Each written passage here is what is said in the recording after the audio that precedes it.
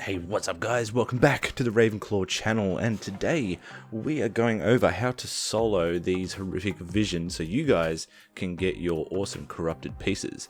Today we are looking at just a normal basic run, give you guys a bit of an understanding of what to do, how to manipulate your pets in the way that is going to benefit you the most, what to pick up, food, everything like that, just so you can get your first clear for those that haven't done it. Then what I'm going to do is I'm going to go and show you how to do your mask clears all the way up to a 5 mask solo run. But yeah, so in the clip that you're going to see now, this was just a 3 mask I did by myself just so I can get my 460 piece. And I will obviously record the 4 and the 5 for you guys as well. But yeah, let's get into it and have some fun. Okay guys, so what we're going to do is we're going to assume that you guys have your cape up and you're ready to do these solo. If you're at that stage, a solo run on normal, we call it normal, no masks, is pretty straightforward. If you're about 440, 445, you're going to really need to focus on taking it slower and making sure that you have a few different items with you and pick up a few different buffs along the way just to help you bypass the sanity loss. The biggest thing with us hunters is we can use our pets to basically tank all of this, and that is from, you know, just a normal run all the way to a 5 mask run. If you are, my first tip would be you make sure that you have full control over your pet with misdirecting on each pack, and you have some sort of invis ability. So you take either camouflage or you take like an invis pot. And the reason I'm saying this is for people that haven't got a higher eye level, you want to try and bypass as much of the, you know, useless ads as possible, and that way you're going to save your sanity, you know, save time, and be able to get these areas all done and dusted without dying. So the few things that we want to take a look at when you first start a horrific vision. This video has been Stormwind, so in Stormwind I will do an Orgrimmar run as well, so just keep that in mind. But if you are looking for potions, now potions you'll find scattered through in the little hidey holes throughout the whole dungeon. There is a note, okay? When you first enter the dungeon, there's a note right at the little back corner of the first courtyard, and the potion right next to that is the potion you do not want to take, okay? And that's going to be a harmful effect. Usually it's sanity loss. Everything other than that will give you some sort of buff. One of the buffs will be 100 plus 100 sanity. Then you've got the spicy potion, which frequently breath of fire, dealing damage to nearby enemies. On expiration or removal, you will catch fire yourself. You've got the sluggish potion, heals 2% of your maximum health for every 5 seconds. And when it expires, you'll slow down for a short time. It's really not that bad, to be quite fair, especially when you've got post haste and all that stuff to get you around. And last one is sickening potion, which you take 5% less damage from all sources, and when it expires, you'll just throw up everywhere. And these can be stacked too, okay? And I think there's a max of like 20 minutes or something like that, but 20 minutes is more than enough time to get through a normal clear. Another few things you should have it with you at least. This is while you're still getting your gear up. Higher eye level should be able to just go through this without even taking up. I don't even take any potions or any of this when I'm doing my runs, but for you guys at the lower eye level, you can take a few different foods. You can take in like the baked void fin, increases movement speed by 20%, which is great to be able to get between the points. You got the dubious delight, which reduces the duration of incoming crowd control effects by 20%, which is really good depending on the effects that is for that week. So you're either going to get the 5 dudes that come out around you, and then you go into them and you just go nuts for ages, and all these other things that get thrown at you. So that's another good one to take. What have we got? The ghastly goulash, which regenerates 2% of your maximum health per second while in the vision, which is great for survivability. I would recommend going for something like this first, whilst you don't have the eye level to just blow these ads up. We've also got the grilled gnasher, which is you assume the form of a Cathedral, whatever you want to call it. Reducing around that. Now this one is also good. Reducing the range that the enemies will attack you while in the vision for 10 minutes. It's not super important, especially if you've got camo, you can just bypass a lot of this. But that's another one to look at if you want to try and bypass a lot of the things. And then you've got the kebab. the kebab. If you spend at least 10 seconds eating, instantly restores 100% sanity. Sorry, 100 sanity. This is not even worth it. Like, honestly, all you want to do is just move in and out. And if you've sort of identified which potion is going to give you that 100 sanity, it's much better than having to stop and sit with a 3-minute cooldown on this thing. So yeah, those are the items that you want to look for, take with you, and make sure that you've gotten sorted. Now, before you go in, okay, you need to make sure that you have at least the orb operation manual. This simply allows you to drop 3 orbs throughout the dungeon whilst out of combat. Remember that. And this will basically fill up your sanity bar again, and you're good to go. If you don't have this, you're going to find it very, very difficult. The other one you want to have is emergency. Now, what I'm referring to obviously is the Titanic research. And there's 2 ways you can go. One, if you go everything on the left, that's your solo run, which is obviously you don't want to do it solo. That's the one you take. Bear in mind, you can fill up the other ones after. Okay, if you want to just party it up all the time, this guide is kind of useless, and you want to go to the right hand side. So everything on the left is what you want to fill up first. So you want to make sure you have the orb operation manual, and then you want to make sure you have the emergency cranial defibrillation, which allows you, when you die, you come back to life with sanity. So this is great, especially for you low level people. This is going to really help you out. And then everything above that, like once you get to elite extermination, you're really going to be able to not even use the orbs. What that does is when you kill an elite, it gives you 200 sanity back, which is amazing, especially if you're doing like your masks and stuff. But by the time you're going to get all your masks and get a full clear done, you should have this Titanic research all filled out, at least the first row anyway. If you want an idea on the best way to farm of these, the currency to get all this stuff, let me know and I'll show you what I do to keep my stocks high. Okay, so now we've gotten that out of the way, I want to just quickly go over the different areas. This is a full run, which I'm going to let you guys sit back and watch if you so choose. But I'm just going to explain the different areas as we see them on the map, and sort of give you some tips and tricks on what to do and how to sort of manipulate each area, so that way you don't get overwhelmed too much. The way I like to do it when I'm just doing a standard run is I'll go from, when you're in Stormwind, you go straight to the left, as you see in the first part of the video, and this one you're just collecting bombs. Okay, once you collect all the bombs, then you go and trigger the explosion, and the boss, we'll call it, comes out. My biggest tip for this particular section is make sure you misdirect your pet and keep your pet on point for this whole thing. If you do that, then you're sitting pretty. Make sure you've got a good AoE spec before you go into here. The next one from there, I then go to the adjoining one, which is the one directly below it there in the bottom right hand corner. This one, it can be a bit tricky depending on the effects and what's happening that week. But essentially when you get in there, you want to go to your right and you'll see an elite down there. You need to kill her first.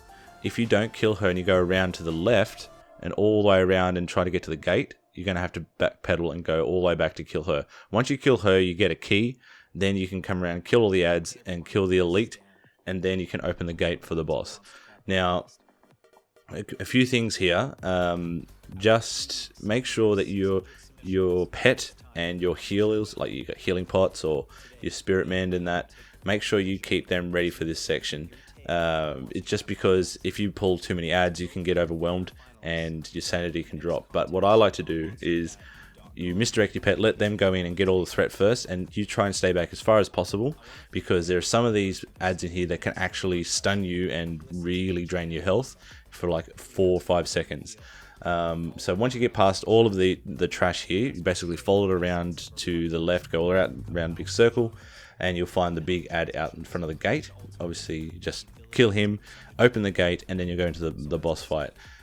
Depending on your gear and your survivability, this one can be a bit tricky because the boss actually disappears. So you can flare him out, you can just pummel him when you see him, but he's going to have these eyes that are floating around causing all havoc. That's where you want to use survival of the fittest and keep your spirit mend up and just go as hard as you can. Use all your cooldowns for this particular boss. That way you don't lose too much sanity and you don't die. Okay, so from there we'll end up sort of teleporting back to the main cathedral. Use the teleport there. Then what you want to do is run head straight into the next section.